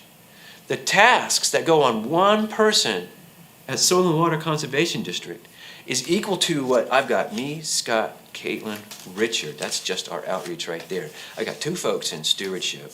I've got an auditor, I've got an attorney, and I've got an operations girl. I've got 9 staff. It's 9 to 1. That's the difference, right? Their funding comes, they get some funding from the state, and they get some funding from the county. And that's it. They got a tight budget. I know Celia Boyd just left, and their replacement, and I want to say, what are they offering, 40 grand a year, something like that? 37. 37. Sorry. Thank you, Christopher. So, Checking that. right, so if I go to, I want to protect Raymond Black's farm. I know I'm picking on him, and I told him, I said, I'm gonna talk about you everywhere I go because you're falling through the cracks, and this is where it's happening. I don't think Soil and Water wants to, I think they do want to protect his farm.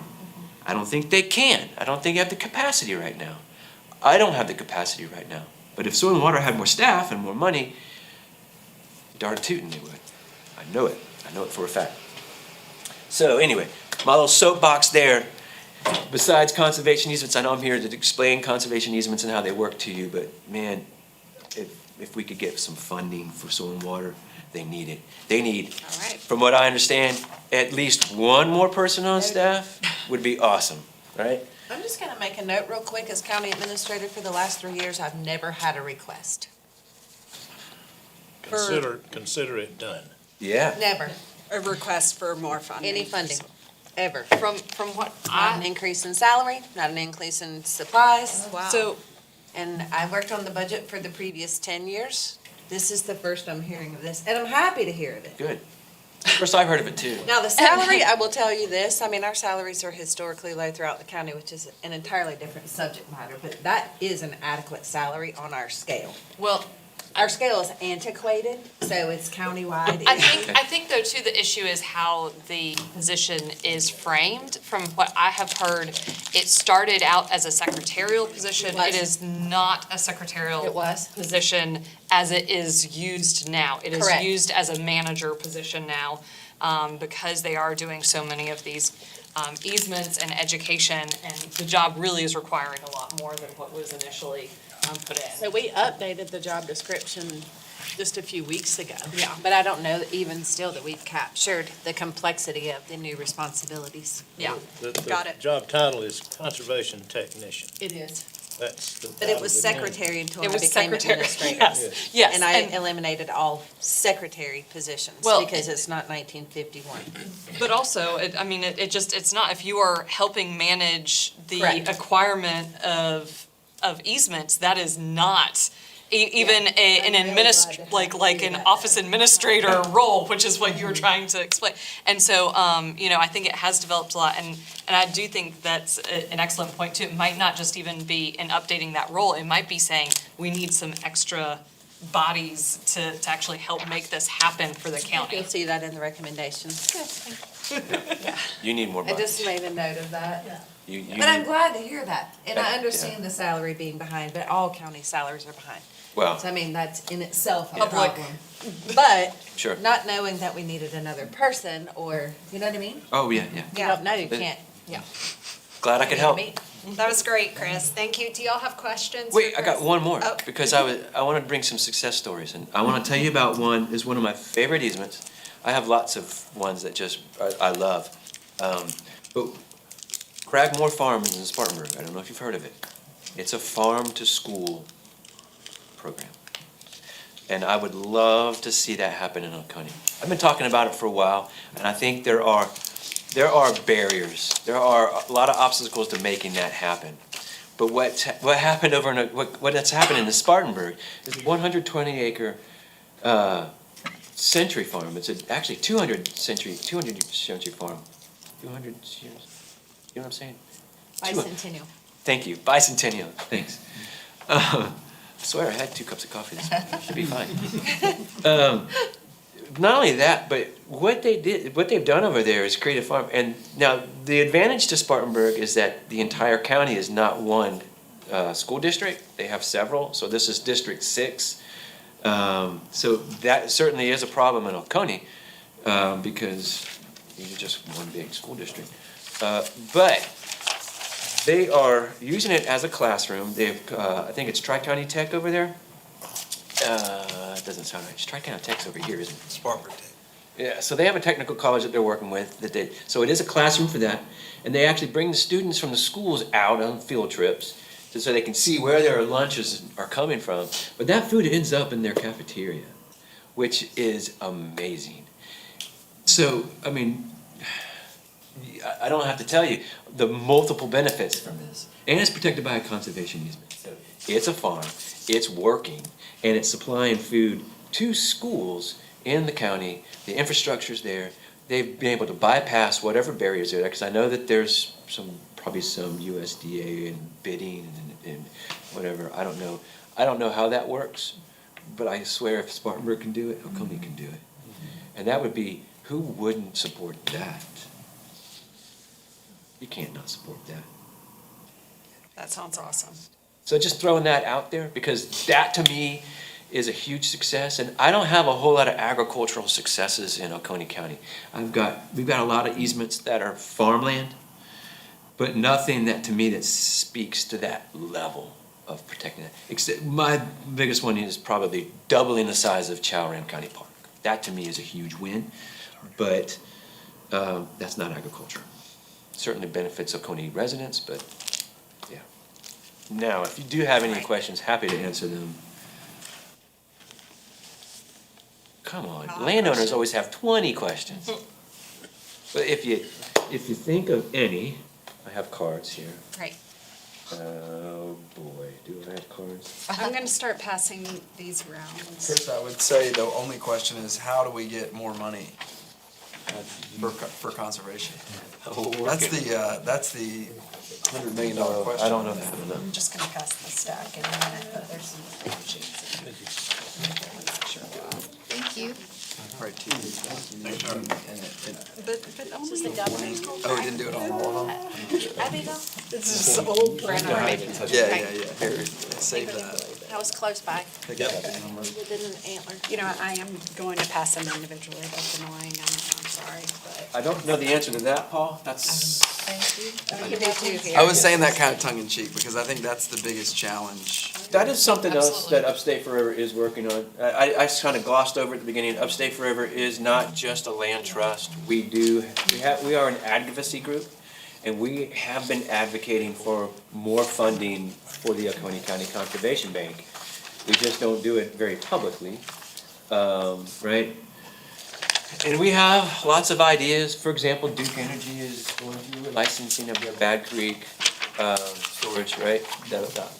And it's possible, that's where the funding came from in the first place. I actually represented Upstate Forever in the relicensing for Kiwi Toxaway. That was one of the things that we asked for. Oconee County had a conservation bank, it was up and running, but they weren't funding any projects because there was no budget. It was zero. So we asked Duke, as part of the relicensing, to make that contribution. And I have already been in the Bad Creek process, which started February this year, multiple occasions, being that squeaky wheel. I keep saying Oconee County could use a little bit more money, right? It's not enough, though. This one-time shot is gonna run out. What you need is a mechanism that will replenish itself. And whether it's the penny tax, or it's impact mitigation fees, as you discussed, or what, there's been talks about, well, gosh, if we could get $5 million in there and set it up as an endowment, we could just use the interest off of that. There's lots of ways of doing it. Sounds And great. it's, you know, you look at, Spartanburg is working on one now. It's different from the one that Greenville County set up, and it's different from, I think, the way Beaufort's gonna work it. So I feel like that's a whole political question that I don't know. I don't know the answer to, but there's definitely more than one way to skin that cat. So, How about the rescue money? The Bad Creek thing. maybe rescue money. I don't know. Anybody have any And- left? We don't have any left. We don't Yeah. have any? And I I'll thought there tell was you, another injection coming. That's what I was expecting for. Read it in the paper. All right, well, thank you, Chris. Paper's wrong. That was great. Again. Appreciate it. Y'all, we have 15 minutes to get through all the recommendations. No problem, right? Hope I didn't take too long. No, you're great. No, Thank thank you. you. Really appreciate it. For coming. Well, holler if you have any questions anytime. You're freezing? You want my jacket? So, I don't have good service. Thank you. thank you, Chris. That was awesome. So my, Ad Creek, thing too, thanks for the spooky wheels. Oh, yeah, you bet. Did you do the natural land trust, the one that's? Yeah, I had heart surgery and now I'm like, So, feet and Natureland, hands always cold. in the state of South Carolina, a land trust can't hold the easement and own the property at the same time. So Natureland Trust is basically like our sister. So they will buy land, but they won't hold easements. We'll hold the easement instead. But not everything that they buy goes into an easement. Everything that they buy will be protected. They don't sell it to developers.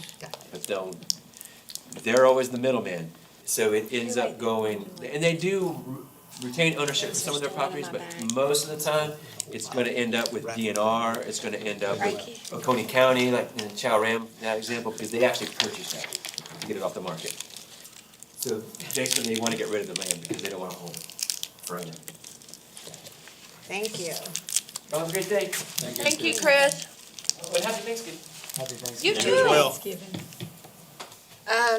All right, so you should have a document in front of you called recommendations, discussion, and the date should be November 21st, not November 20th.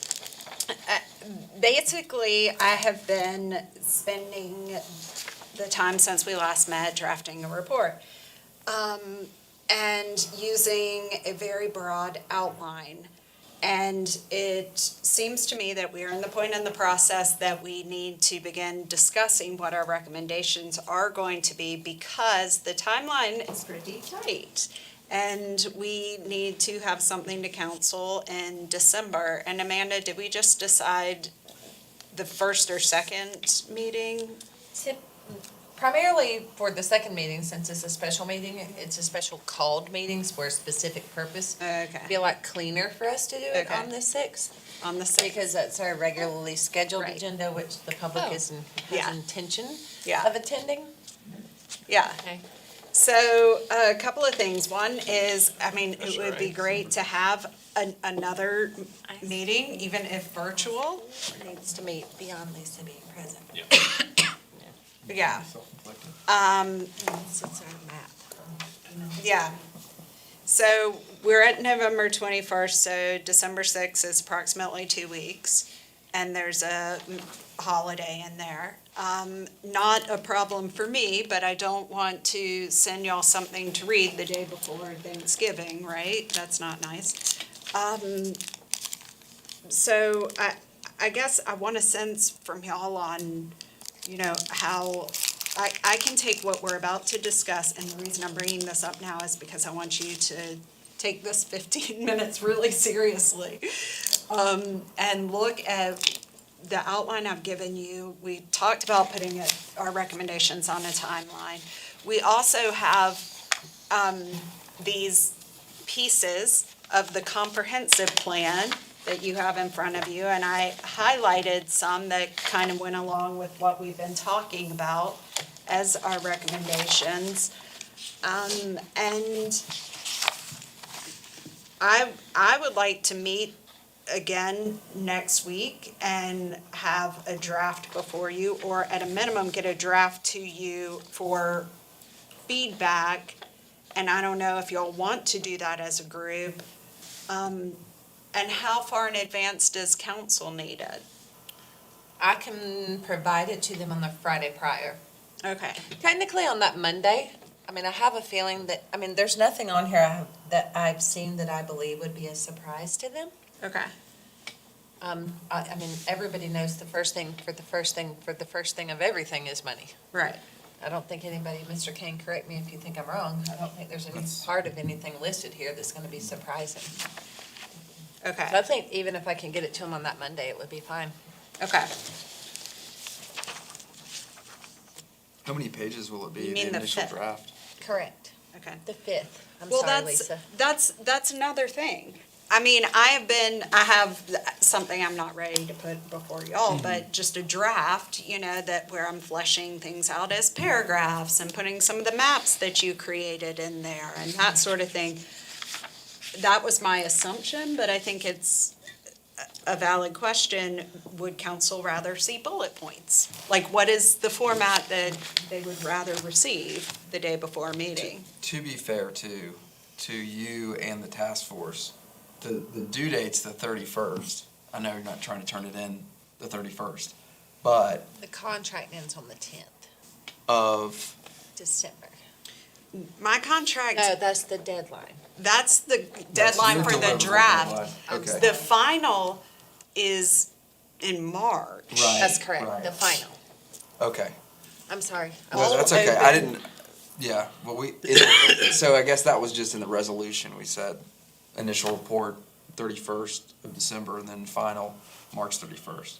Yes. So, I mean, I don't think council's expecting a final draft on, December 6th. Just an update, more of kind of Probably, direction. I mean, yeah, as a council member, I'm expecting probably a little more than this. Definitely. But I think this is a good, and I know this is just an outline, so, I think, the task force can kind of talk through these and see if there's anything they wanna add to it.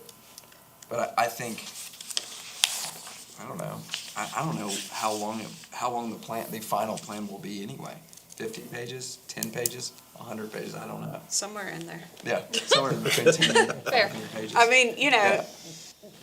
yeah, typically what I do is I create like a 50-page document, and then I go through and I take out all the stuff no one cares about, and it gets Right, down to yeah, 15 to 20 pages. And there's gonna be I probably mean- some maps and stuff in there too that are gonna Yeah. take up paper. And then there's the appendix that will have sample ordinances, and we'll have all the stuff we've looked at in the past. Yeah. So going back to the details or the bullet points, I believe our goal is to get something in front of council to give them an update and prepare them for future input. For their opinions, a bullet point would probably be best. Okay, but a little more fleshed out. Yeah. Yeah, probably maybe a 2-pager, Okay. I'm thinking. Yeah, you can shorten the margins too, like I used to, make it more pages. Just kidding. Okay, perfect. Make the Different, font what's the bigger. best font? Yeah. Triple space. Yeah. Make it 13 instead of 12, That's you have to right. measure it out. Okay, better. 2-pager with bullets on December 6th, which I will have a draft to y'all by November 28th. All right? Will that give you time? So then are we going to try to meet again, or are we going to say that we're going to review that and confirm? I mean, if it's what's listed, I mean, I feel like this is all stuff that we've pretty well talked about, So I said, I don't feel like any of it's really. The only surprising. thing that I think that you were spot on is if we want to add something about the soil and water component. I'll do that. But that would also, think, So future, look down letter Yeah. H, create a county level FTE position whose role it is to work. It's already on there? yeah, Yeah. So Lisa and James and I had previously discussed when we talked about a future county employee, because there's been a lot of like, the county needs this, the county needs that. There is no, we have a farm division. Yeah. But I believe that putting an extra employee, provided council approves the request for another full-time individual at Soil and Water, makes the most sense. And actually, 8.11110 already gives you that under Per comp plan, the yes. comp plan. Right. Do we want to make it specifically for soil and water conservation? I believe that's the place that it makes the most Okay. sense. I mean, I believe if we put that position in, say, the planning office, I'm just using that for an example. They'll probably end up doing other stuff. Well, that's because the best thing I can offer this employee is the one thing we don't want is to bring someone in that we have these high expectations of for outcomes for a 3, 5, 10-year period, and we haven't allowed them the resources to do the things that that need to get us those outcomes. If that person comes to planning, they're going to end up working in planning. If that person comes and works at Soil and Water, they're going to learn more, they're going to have experience working with the board, they're going to be around the NRC employees. I was going to say, it might allow for more collaboration More between the person at NRCS. Extension is already there. I mean, I just feel like if there's any place for a person to be able to flourish, to be able to achieve our intended outcomes, that has to be the location. Is it part of Soil and Water's job description? Because I know Celia said that she was working with the FFA members, so, That's our mission. I don't think it's actually written in the job because description. but- then that though goes back to this whole component too The of the collaboration. collaboration, the Right. working within the school district. If that came into the job description of this additional person maybe, Right. then you could also then incorporate in some of this other stuff that we're talking about, because you weren't here for the last meeting, but we did, and correct me if I'm wrong, has Ag Machine gone away in the county pretty much? I've heard there's shops, but I haven't heard of any classes We've being got ag offered. mechanic shops. Seneca is looking at getting theirs up and running for next year. For next year and having classes. West Okay. Coast right now is just sitting there. And Right. I don't know So, I mean, we have how- two ag shops sitting empty without classes, basically. Yep. So, I mean, we need to be working on some of this collaboration to actually make sure that we're having the correct training. And then I think with like FFA, if you had Soil and Water working, then with FFA, then you could actually start to work on having mentorship programs with local farmers, where FFA kids are actually going out and partnering with local farms and working and getting job experience. So then they actually have all the tools to go out and go into the workforce in farming and maybe make some of those connections, because if you have older generation farmers, young kids, we might actually be able to see it not just peter out. I mean, you see a lot of kids in FFA that then go on and then that's all they do. And we want to see them actually, invest in the future of our county. So I think that you could tie a lot of it together. Well, once we reduce the input costs, the land costs, whether it's leased or fee simple purchase, it should make take away a barrier to the people who are considering farming.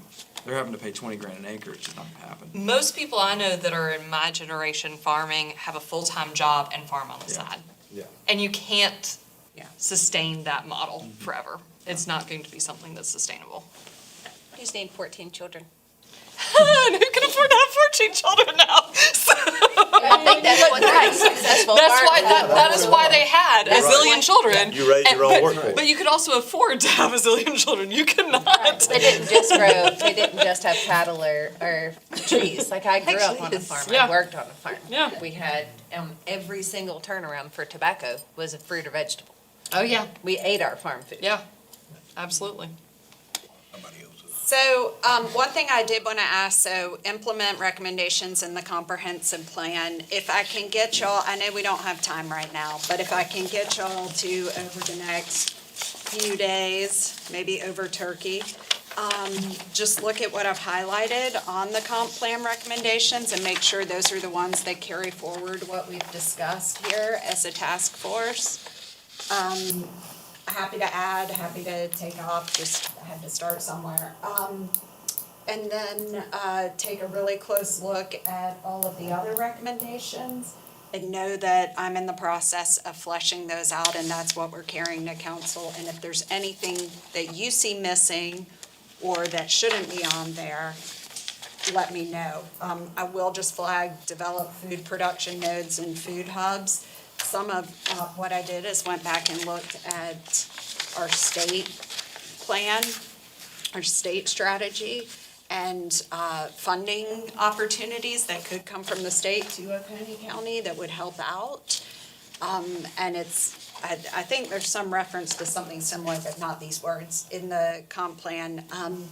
Just make sure that that's language that everyone's comfortable with. So that is essentially what you were describing, Natalie, with you have education, and then you have farmers, and what Chris was talking about. So aggregating local produce and vertically integrating within Oconee County and including education. So, all of that. One more thing, I'm sorry, and then I swear, I'm sorry. I know, I'm ruining your perfect record of timekeeping.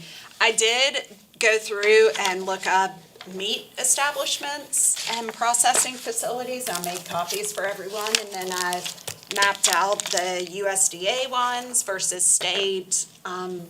This is annoying the way they did it, but I'm not a tech wizard. It doesn't show you which dot is which facility. But if you go on the website that I put here, you can click on the dot and it tells you which facility it is. So I'll just pass those around and you can get an idea of why an investment in processing would be a good thing for Oconee County. All right. And that's That's not not on on here, Yeah, it is. It is? It is, down at the Oh, on bottom. the last one. Very bottom. Okay. You just gotta look Okay. hard. Sorry. Gotcha. Yep, You gotta read the whole. it's long-term. I mean, as long as that's a long term. I mean, that is not something that's gonna pop up overnight. Right, but it's worth continuing to talk about and support. Absolutely. Yeah. I think it's one of those places take that, one and pass. like you're talking about money, I mean, it could be a way of generating revenue too that supports ag. Right. And there is These grant are the funding state available for it too. Yes. Is there a way Yeah. for economic development to go after Also Sit on that next to one you larger next. scale? Pass this one too? too, yeah. I did yes. hear you come over for 1 second. Is there something you wanted to add? Tell me.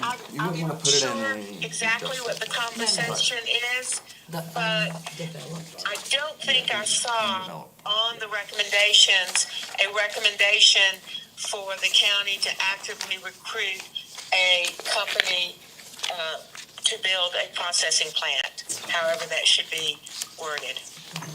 And So future typically, J. Emily, and the reason Lisa and I did talk about this, that typically the county can't recruit that sort of thing and give them any sort of incentive unless there's a job creation and/or a capital investment number tied with those things, and there are guidelines for that. Now, it could be done outside of those guidelines, but that's not typically something we know how to do, and it's not a field of expertise of economic development. Okay, but, and so we don't think there would be enough capital investment to, So the state guides that, and right now, because industries have so much money in investment, it would pale comparatively to other projects. oh, okay. Does that make I see what sense? you're Like saying. 5 the years ago, picture- $5 million would have been an eye-opening number. Today, $5 million isn't enough to get an appointment. But if we Okay. make it a priority, Okay. Does that make Okay. sense? It does make sense. I guess I'm just thinking there ought to be a way that value can be put on the other value, but that's. It is, but I could- don't have a recruitment division is my point. My point is, Yeah. with that, the only thing I have as a recruitment tool is economic development, and because that doesn't hit the mark for economic development, I don't have another specialized person who recruits processors. but council could Okay. direct staff to search. I found you for- one. What's that? What's the recruiting process? I don't know.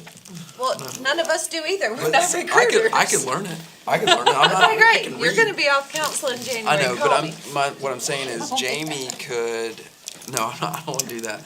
Jamie could do it, or somebody could learn and just put some feelers out. It's not gonna happen if we don't look for it. And our meat production's gonna continue to get beat up if we don't have more process. I'm not saying it has to be in Oconee, but unless somebody local builds one or gets a USDA certified, it ain't gonna happen. Anderson's number 1 in beef, and I think we're number 2. So, I think that's mean, right. Yeah, I was But going you to, would think that would be market-driven. You would think. You would You would think.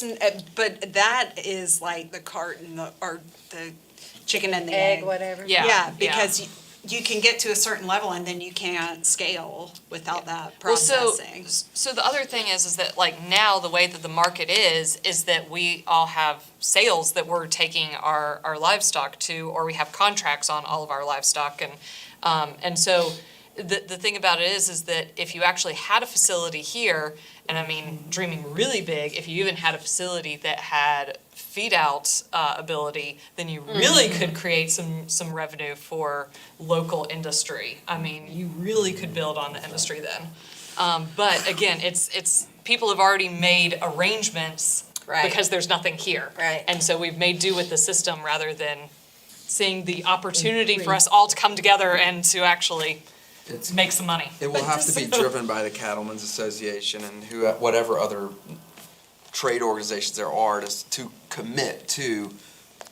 5-10-year contracts Right. so that can be. So- And the Right. county can assist, I think, with, Totally assist with that, Potentially, but the like, financing or of one recruitment. may be very difficult, and Yeah. just in-house. but we gotta have, the And- farmers have to organize and say, hey, we're willing to commit to everybody passing their. Pat Williams is very like dedicated to that. You know, he Yeah. had the Cattlemen's Alliance, which sold beef actually out west. It sold entire pot loads out west, and so he has a record of wanting this. And I think that he can work to get his crew kind of. Get the posse back together. But is that future recommendation, Jay, getting to the heart of what y'all are talking about? You just wanted to Yes. focus a little bit more on the county's role? I think it can stay broad, Okay, accomplish everything. Yeah. and be inclusive. okay. Yeah, but with the But I want to make sure I'm capturing what y'all are saying okay. I think the But meat when of it good- is, we want to promote and recruit processing as an industry, That's a good pun. and then just, And see where it goes from there. Yeah. And I think when it does come though, that's whenever politically or whatever needs to be said, that's when we need the county council to support it, like, you can't get the X of, no, we don't want that, we don't want processing in our backyard mentality. It's Right. that's got, a good thing about control-free zoning. Everyone is allowed to do whatever they want. So there we go. Control-free zoning. So. All right, I think Nothing that's a wrap. else. I would like to thank Amanda for for making it possible for me to go to the agricultural banquet. Very informative, very good chicken. Yeah, it was. Fieldale chicken. You can thank me.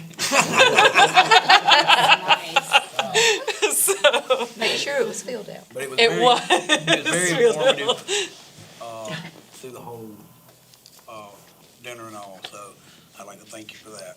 Most certainly. Yeah, And if appreciate it. there's nothing else for this meeting, do I hear a motion to adjourn? So moved. Have a